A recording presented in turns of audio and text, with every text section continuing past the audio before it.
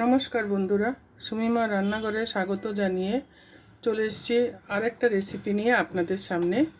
আজকে আমি শেখাবো আরেকটা ফেলে দেওয়া জিনিস নিয়ে, যেটা মাছের মাথা, চিংড়ি মাছের মাথা। এই যে এরকম দেখুন, চিংড়ি মাছের মাথা পুরোটাই রয়েছে। এই চিংড়ি মাছের মাথাটা আমি চিংড়ি মাছ থেকে ছাড়িয়ে ভালো করে ধুয়ে তারপরে আমি 2 টেবিল স্পুন তেল দিয়ে ভালো করে ভেজে নিয়েছি। আর এখানে আছে 1 কেজি চিংড়ি মাছের মাথা। তো এখন এটাকে আমি ভেজে নিয়েছি, এই জন্য কাঁচা বাটলে আমার ভীষণ গন্ধ লাগে, আমি খেতে পারি না। চিংড়ি মাছও তাই। আগের রেসিপি আমি আগে একটা যতগুলো চিংড়ি মাছের রেসিপিতে আমি সব কিন্তু ভেজে রান্না করেছি। তো ভাজে রান্না করলে না চিংড়ি মাছের ফ্লেভারটা থাকবে, কিন্তু একটা বিচ্ছিরি গন্ধ থাকে, সেটা থাকবে না।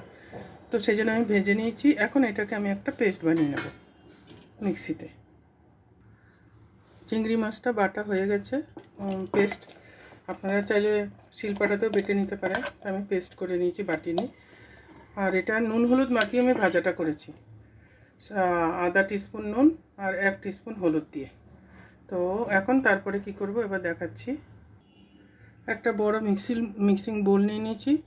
এখানে হচ্ছে আপনার 25 গ্রাম হচ্ছে আপনার বেসন, আর 50 গ্রাম চালের গুঁড়ো, আর 1 টিস্পুন হচ্ছে হলুদ, স্বাদ মতো নুন, আর 1 টিস্পুন হচ্ছে লঙ্কা গুঁড়ো আমি এখানে দিয়ে রেখেছি। এখন এটা মিক্স করে দেব। চালের গুঁড়োটা একটু বেশি দেবো এই জন্যই, তবে এটা খুব মুচমুচে হবে আপনার এই চিংড়ি মাছের বড়াটা। এখন এর মধ্যে আমি চিংড়ি মাছের মাথা বাটাটা ডালবো। চিংড়ি মাছের মাথাটা ঢেলে দিয়েছি বাটাটা। এখন দেবো পেঁয়াজ লাগবে আপনার এখানে 4টে বড় পেঁয়াজ, সরু সরু করে কাটা। আর দেবো 1 টেবিল স্পুন কাঁচা লঙ্কা,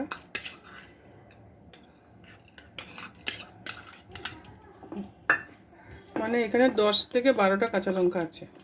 এখন ভালো করে মিক্স করে নেব। জল কিন্তু আমি দিইনি,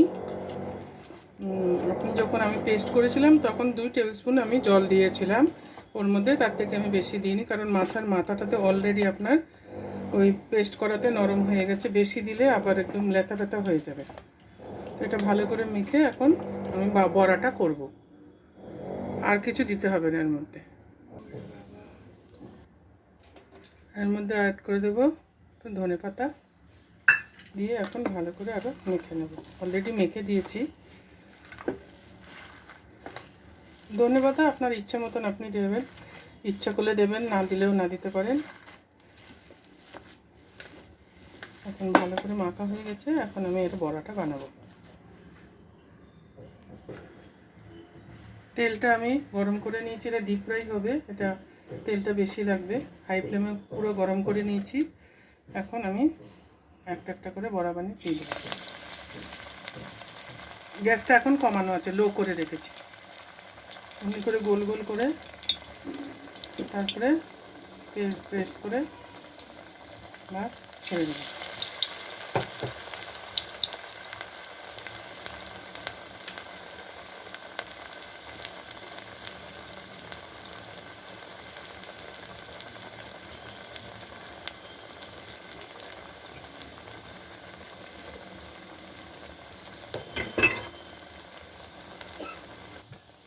এখানে সবকটা দেওয়া হয়ে গেছে। এখন আমি এটা ঢাকা দিয়ে, বড়াটা ঢাকা দিয়ে আমি রান্না করব। লো ফ্লেমে ঢাকা দিলে কী হবে, একদম ভেতর অবধি আপনার সেদ্ধ হয়ে যাবে। আর সেদ্ধ হয়ে গেলে তারপরে উল্টে আমি ফ্লেমটা হাই করে দেবো। তো এখন আমি ঢেকে দিলাম।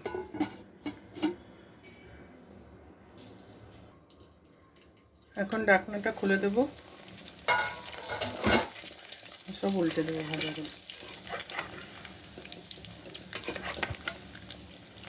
উল্টে এখন ফ্লেমটা হাই করে পুরো ভেজে নেব, একদম মুচমুচে করে। ফ্লেমটা হাই করে দিলাম, আবার ঢেকে দিলাম ফ্লেমটা হাই করে। আর সাইড দিয়ে না একটু ফাঁকা রেখেছি আমি, একটু ফাঁকা রাখলে ভেতর থেকে গ্যাসটা বেরিয়ে যাবে, নাইলে না ভেঙে যাবে বড়াগুলো।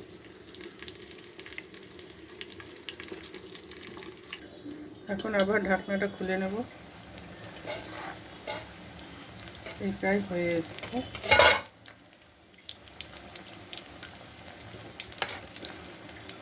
আবার সব উল্টে আবার এটা 2 মিনিট মতন আমি হাই ফ্লেমে ঢাকা দিয়ে করেছি, যে লো ফ্লেম থেকে হাই করে। এখন আবার 1 মিনিট করব। উল্টে দিয়েছি,